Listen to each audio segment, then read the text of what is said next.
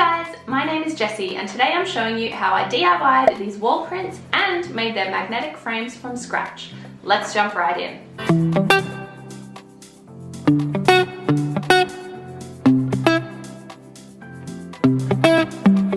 The first thing that I'm going to show you is how I created the wall print art on Canva. I have the pro version, but for these particular pieces, you can make them perfectly fine with the free version. First, I want you to open up Canva on your web browser. Okay, so this is what you'll see on your home page. There are all these recommended templates for you to scroll through. Any previous designs you've made on your account are here, and then further down, there are examples of the different templates laid out for you for inspiration. You can see all the different Instagram posts, Facebook posts, posters, logos, and so many more. Back up the top, we have the search bar. You can search for anything you like in here. If you put in wall art, this is the kind of stuff that comes up. These are more along the lines of business cards or event invitations. So let's go back to home and click Create a Design. In this pop-up, you're going to go down until you see Poster and select this. This is going to create an average poster-sized page for you to put whatever you want on. You can be really creative here. I'm going to show you the basics and then I'll show you exactly what I did to create my wall print art. This color wheel here is how you change your background color.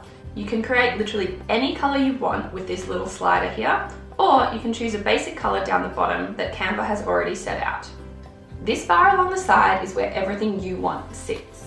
Going down, you've got templates where you can see examples of different posters you could create, uploads where you can upload an image or a piece of art that you already have on file, photos, these are stock photos that you can use in your poster, elements, this has a more illustrated type of image that you could also use, text, this is where you can create any kind of text you want, styles, this will give you a color scheme or a style that you can use across the poster, videos, this has a bunch of stock videos that you can use, and background, which has different kind of patterned backgrounds that you can use rather than a blank color. We are going to move into elements. There are so many different categories in here that you can use.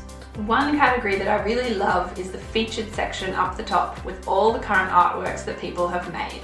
As I hover over them, you can see the little set of dots and a free or pro pop up. Anything that states free means it is accessible for you to use without the pro version of Canva. Now comes the fun part. Once you find an element that you like, you can select it and place it on your page. You can resize it using these little circles on each corner and then place it wherever you want on your poster. These purple lines will show up to show you if the element is centered or not. You can use the arrows to rotate the element however you want it as well.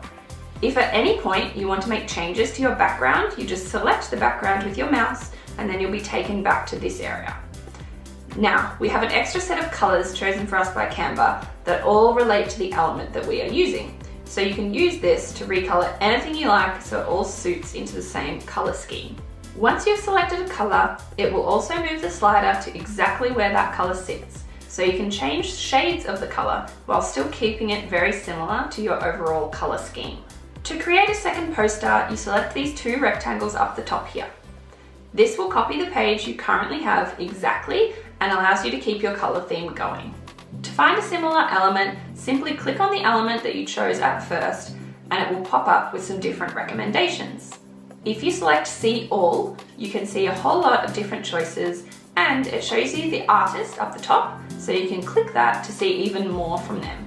You can then find an element that complements the one you've already chosen and repeat the same process of sizing and rotating the image until you're happy. You can select Add Page down the bottom to add another page. This will keep your base background color but will not add any elements, text, or anything you've placed on the previous page. You can continue creating pieces in this method until you have as many prints as you want for your home. The bonus of the Pro version is that you obviously have so many more choices for what you want to create with. You have all these amazing artists to choose from and you're supporting them by having paid for the program, which is so important. You should never use somebody's artwork without showing them financial support. We are so much better than that here.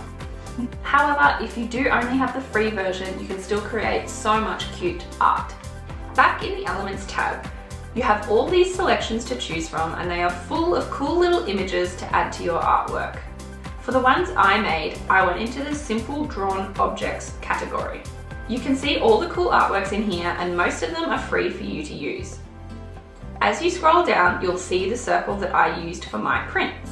This is literally the only thing I used. I copied 3 circles onto the page, I moved them around, made them bigger and smaller, and rotated them so they all didn't look exactly the same.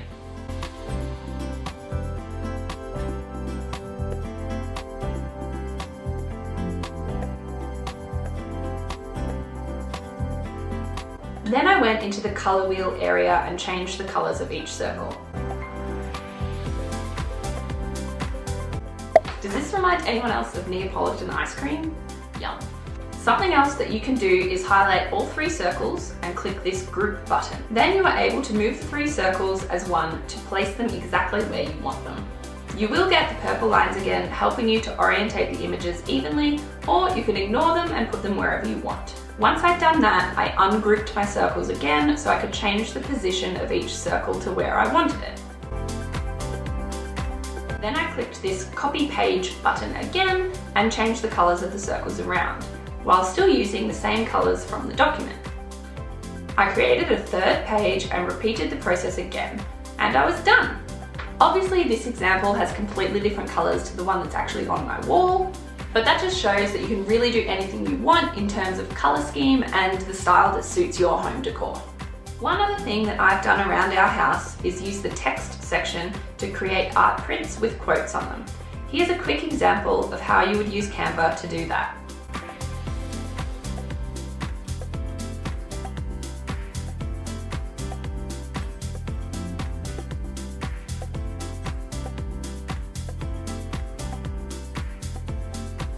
Once you're done, you will want to save your page so that you can get them printed out.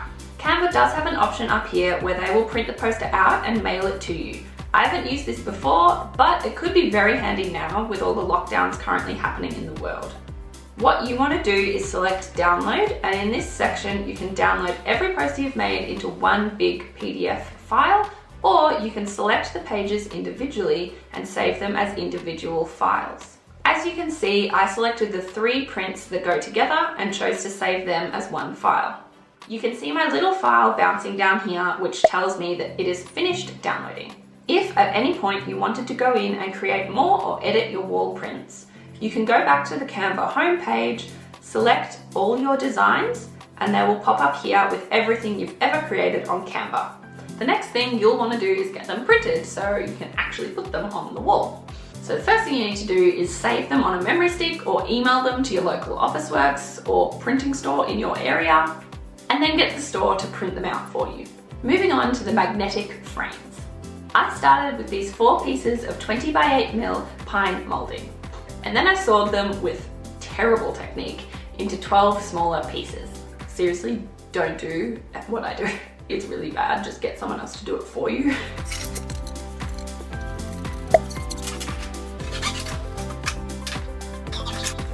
These were sized so that they were the perfect width for my posters. After I was done with my awful sawing, I sanded the top and bottom of them all so they had no rough edges.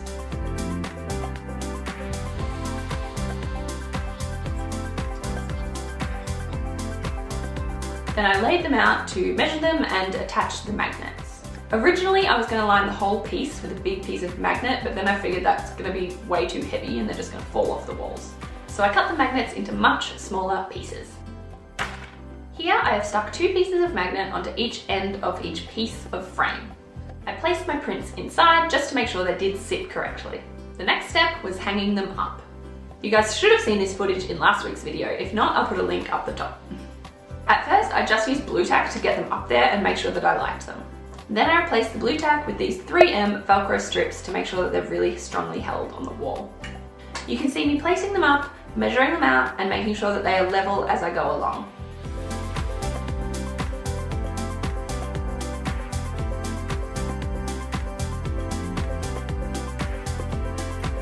After I placed all the prints up, I made sure they were level one more time and then I was finished. So there you have it. This is how I added some DIY into our home decor by adding in some custom wall print art.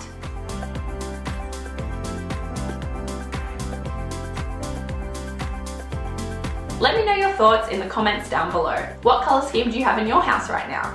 Are there any DIY things that you've added into your home decor? I'd love to have a conversation about it. Please give this video a like if you liked it and subscribe for more in the future. Bye guys! Oh, and something really exciting has happened in our lives. Hold please. Puppies, come! Come here! Bjorn! Bjorn, come here! Hi buddy, come here! No good. Bjorn, come! Hi! Hey, relax, relax, relax, relax! Bjorn, sit. Yes, come on, sit. Rusty, come here. Sit. Yay!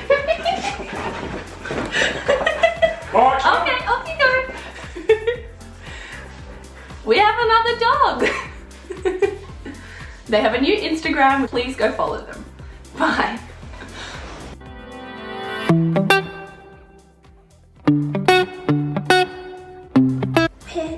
We're done.